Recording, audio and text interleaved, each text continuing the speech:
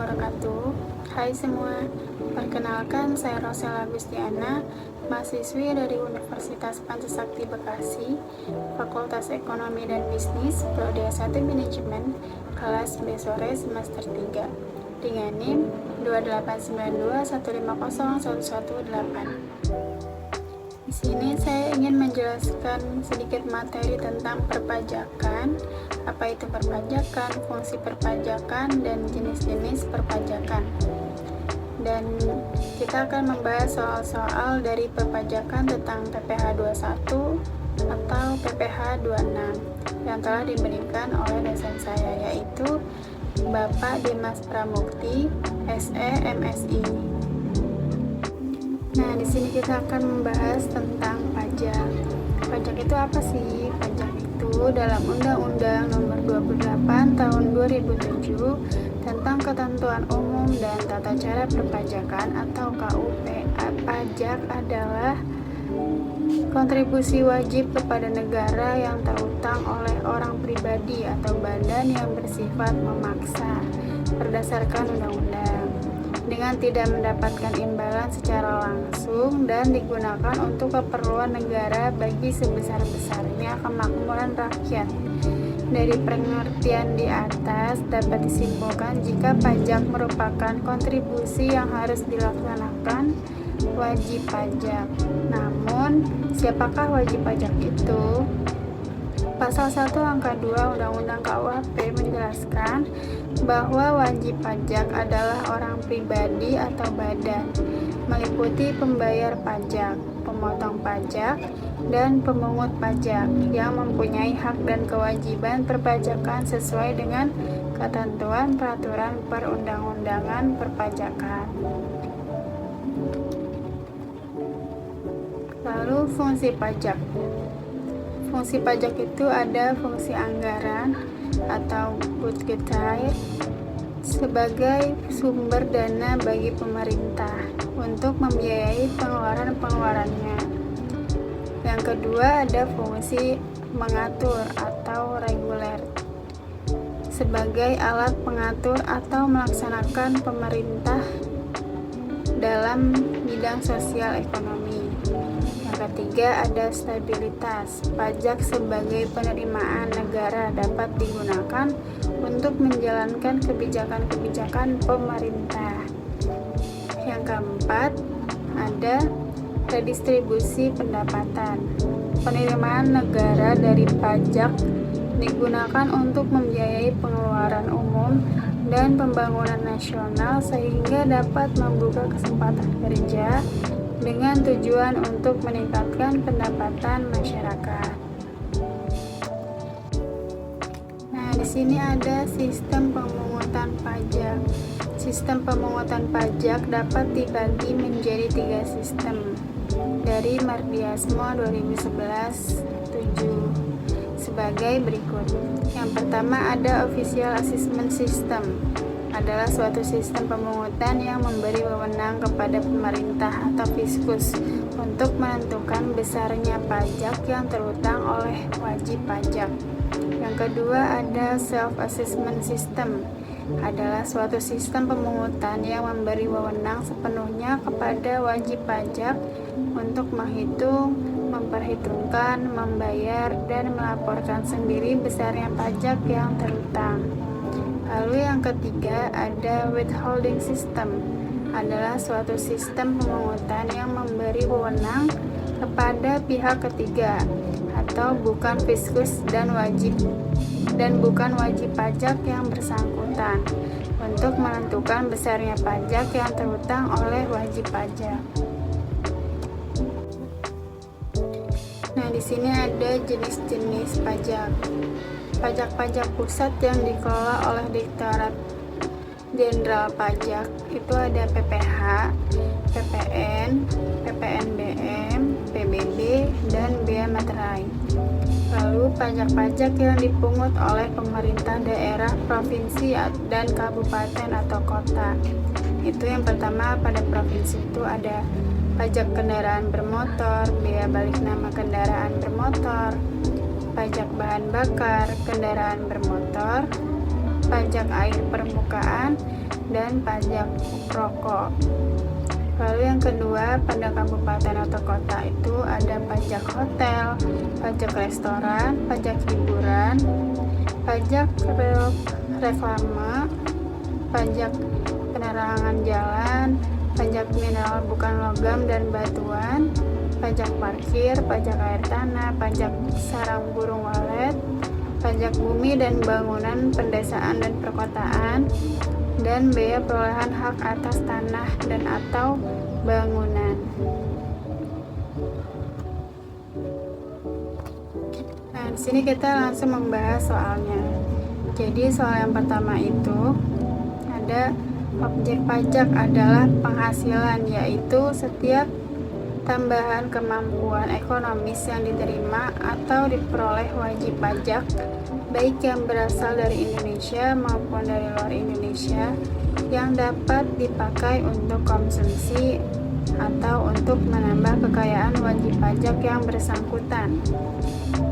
Nah, jelaskan penerapan pengertian baik yang berasal dari Indonesia maupun dari luar Indonesia dalam perpajakan di Indonesia dengan memberikan contoh aplikasi pelaksanaannya. Jadi jawabannya itu adalah subjek pajak diklasifikasi menjadi dua, yaitu subjek pajak dalam negeri dan luar negeri. Dalam penjelasan pasal 2 ayat 2 pajak penghasilan dijelaskan bahwa subjek pajak orang pribadi dalam negeri akan menjadi wajib pajak apabila telah menerima atau memperoleh penghasilan yang besarnya melebihi penghasilan tidak kena pajak atau PTKP. Nah, subjek pajak dalam negeri menjadi wajib pajak sejak saat didirikan atau bertempat kedudukan di Indonesia, sedangkan subjek pajak di luar negeri, baik orang pribadi maupun badan, sekaligus menjadi wajib pajak karena menerima penghasilan yang bersumber dari Indonesia melalui bentuk usaha tetap di Indonesia. Jadi, wajib pajak dalam negeri dikenai pajak atas penghasilan baik yang diterima atau diperoleh dari Indonesia maupun dari luar Indonesia. Sedangkan wajib pajak luar negeri dikenakan pajak hanya atas penghasilan yang berasal dari sumber penghasilan di Indonesia. Wajib pajak dalam negeri wajib menyampaikan surat pemberitahuan tahunan atau SPT pajak penghasilan sebagai sarana untuk menetapkan pajak yang terutang dalam suatu tahun pajak, sedangkan wajib pajak luar negeri tidak wajib menyampaikan SPT PPh karena kewajiban pajaknya dipenuhi melalui pemotongan pajak yang bersifat final. Begitulah penjelasan dari pasal 2 ayat 2 Undang-Undang PPh menyebutkannya. Lalu soal yang kedua, jelaskan apakah yang dimaksud dengan pajak final, bagaimana pelaporannya oleh individu atau badan yang menerima. Berikan analisis dari sisi kebijakan apakah alasan diterapkannya pajak final ini.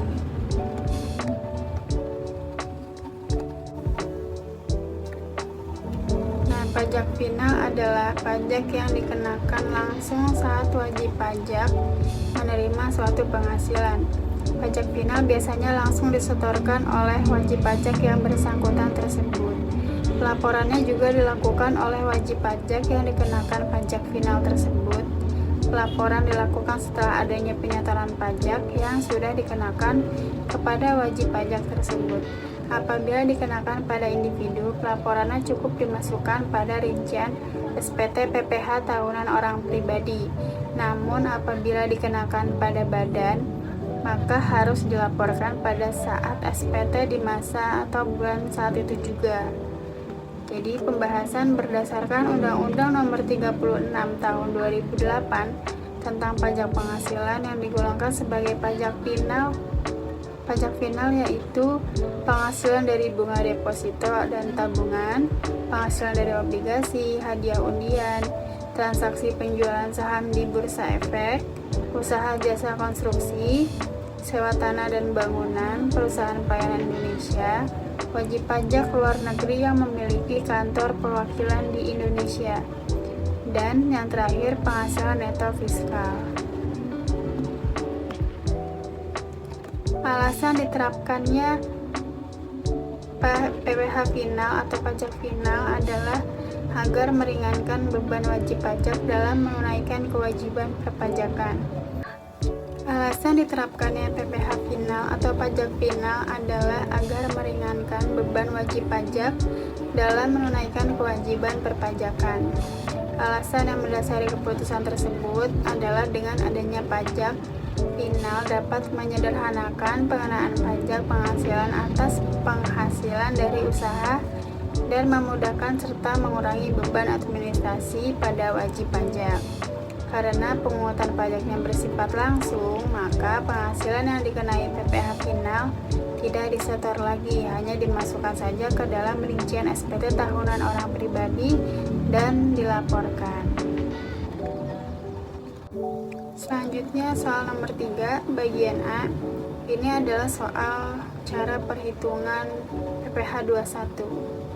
Bapak Kusuma mulai bekerja di PT Mulia pada tanggal 1 Juni 2009. Gajinya belum berubah dari mulai bekerja sampai sekarang. Berikut adalah komponen gaji yang diterimanya setiap bulan. Gaji pokok yang diterima adalah 22 juta. Premi jam sostek dibayar perusahaan 500.000, iuran pensiun dibayar perusahaan 600.000, iuran pensiun dibayar Bapak Kusuma sendiri sebesar 400.000. Bapak Kusuma telah menikah, istrinya bekerja di tempat lain. Jumlah anaknya ada 4 orang. Sebagai seorang manajer, Bapak Kusuma mendapatkan uang tunjangan pembelian mobil senilai 7 juta dan tunjangan pembelian rumah sebesar 6 juta setiap bulannya. Selain itu, Bapak Kusuma juga mendapatkan fasilitas 1 buah BlackBerry senilai 5 juta untuk menunjang komunikasi beserta biaya langganan yang dibayarkan oleh perusahaan. Untuk tagihan bulan Desember, 500.000 pada bulan Desember, Bapak Kusuma menerima bonus sebesar 50 juta. Dari soal tersebut, kita diminta hitunglah jumlah PPh 21 yang harus dipotong perusahaan atas gaji dan bonus yang dibayarkan kepada Bapak Kusuma di bulan Desember 2010. Nah, jawabannya adalah ini perhitungan PPh 21 atas gaji terlebih dahulu. Gaji pokoknya 22 juta, tunjangan mobilnya 7 juta, tunjangan rumahnya 6 juta, premi jam sostek 600, dan iuran pensiun dibayar perusahaan 600.000. Ini untuk mencari penghasilan bruto. Jadi penghasilan bruto ini diambil dari penghasilan Bapak Kusuma. Lalu jumlahnya ada 36.100.000. Selain ada pertambahan penghasilan bruto, dia juga ada biaya pengurangan. Biaya pengurangannya itu ada biaya jabatan. Biaya jabatan itu diambil dari 5% dikali 22 juta dari gaji pokok. Tetapi biaya jabatan itu maksimal dimasukkan hanya bisa 500.000. Jadi kita masukkan 500.000. Lalu ada iuran pensiun dibayar Bapak Kusuma. Jika iuran pensiunnya ini keterangan dibayar Bapak Kusuma, berarti dia masuk ke biaya pengurangan, yaitu sebesar 400.000. Lalu total pengurangannya 900.000. Penghasilan neto per bulannya 35.200.000 diambil dari 36.100.000 dari penghasilan bruto dikurang dari total biaya pengurangan, jadi 35.200.000. Penghasilan neto per tahun 35.200.000 dikali 7 bulan. Kenapa 7 bulan bukan 12 bulan? Karena Bapak Kusumanya ini bekerjanya dari bulan Juni tanggal 1, jadi dihitung Juni, Juli, Agustus, September, Oktober, November, Desember. 7 bulan. Jadi dikali 7 bulan hasilnya 246.400.000. Lalu kita menghitung penghasilan tidak kena pajak atau PTKP. Wajib pajak pribadinya 54 juta, status kawinnya 4.500.000, tanggungan anaknya 3.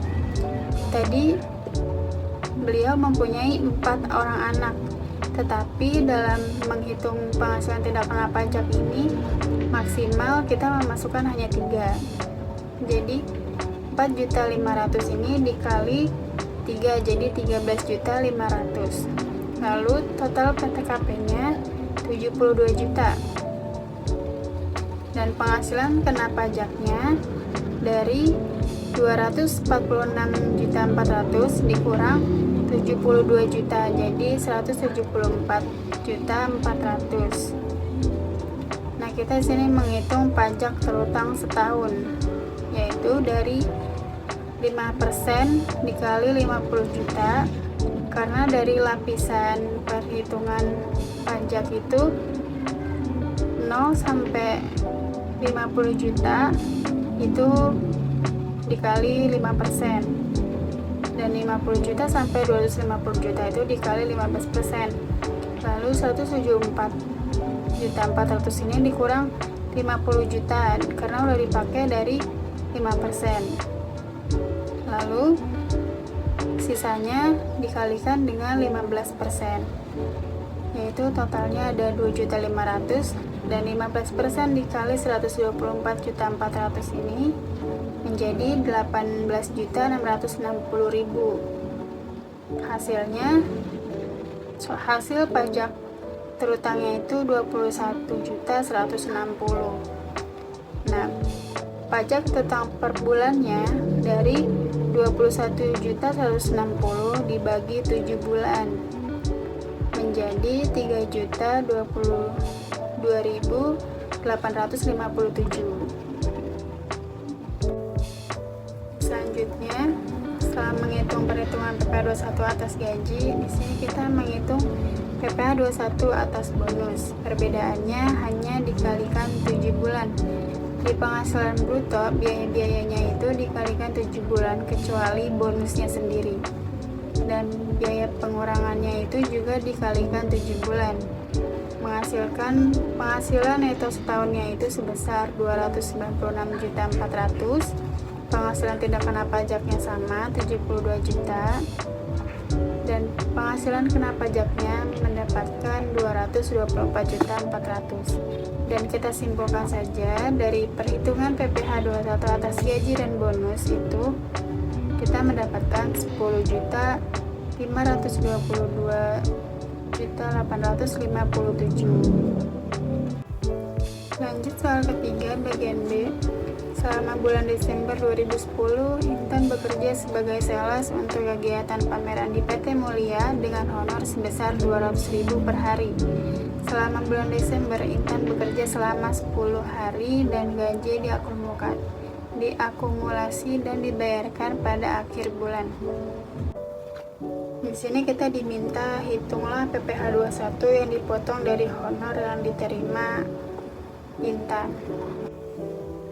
Jawabannya, upah bulan Desember 10 hari dikali 200 karena Intan hanya baru bekerja selama 10 hari. Jadi 10 hari dikali 200.000, 2 juta.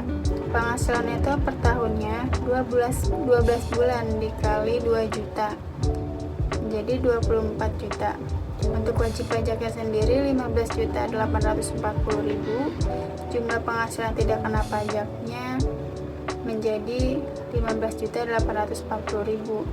Penghasilan kena pajaknya menjadi 8.160.000. Pajak penghasilan terutang 5% dikali 8.160.000 menjadi 408.000. Pajak terutangnya menjadi 408.000, dan pajak terutang per bulannya 408.000 itu dibagi 12 bulan menjadi 34.000. Soal ketiga bagian C, Tita diminta untuk membantu mengerjakan dekorasi untuk kegiatan pameran dengan upah borongan sebesar 1 juta yang diselesaikan selama 4 hari kerja. Sini kita diminta hitunglah PPh 21 yang dipotong dari honor yang diterima Tita. Jadi upah borongannya itu sehari kan 1 juta dibagi 4 hari menjadi 250 juta. Upah sehari di atas 150 itu batas PKP-nya 150.000. Jadi kita tuliskan 150.000. Penghasilan kena pajaknya atau PKP-nya itu menjadi 100.000 karena dikurang 250 dikurang 150 menjadi 100. Dan upah borongan terutang pajaknya itu 4 hari dikali 100.000 menjadi 400.000. Dan PPh 21 terutangnya itu 5% dikali 400.000 menjadi 20.000. Lanjut soal bagian D. Mr. Smith bekerja sebagai konsultan perusahaan selama 3 minggu di bulan Desember dengan gaji 3.000 US dollar. Kurs yang berlaku adalah 9.000 per 1 US dollar.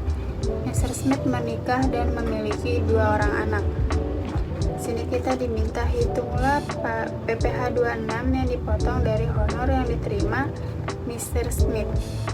Jadi Mr. Smith masih dikategorikan sebagai wajib pajak luar negeri yang membawa namanya sendiri saat bekerja di PT Mulia sebagai konsultan, sehingga atas gajinya dikenakan potongan PPh pasal 21 secara final sebesar PPh pasal 26 terutang yaitu 20% dikali 3.000 US dollar dikali 9.000 per 1 US dollar menjadi 5.400.000. Soal yang terakhir bagian E, Pak Hermawan diminta untuk berceramah di perusahaan tersebut dan diberikan honor sebagai pembicara sebesar 15 juta. Sini diminta hitunglah PPh 21 yang dipotong dari honor yang diterima oleh Bapak Hermawan. Jadi Pak Hermawan itu mempunyai PPh 21 atas honor kepada penceramah bukan pegawai yang tidak bersifat kesinambungan. PPh 21 terutangnya itu 5% dikali 50% dikali 15 juta menjadi 375.000. Hanya itu saja yang dapat saya jelaskan dari materi tentang pajak dan contoh-contoh soalnya yang diberikan dosen saya. Semoga jawaban tersebut dapat dipahami oleh teman-teman sekalian. Dan apabila terdapat kesalahan jawabannya atau kesalahan dalam penyampaian, mohon dimaafkan. Terima kasih. Wassalamualaikum warahmatullahi wabarakatuh.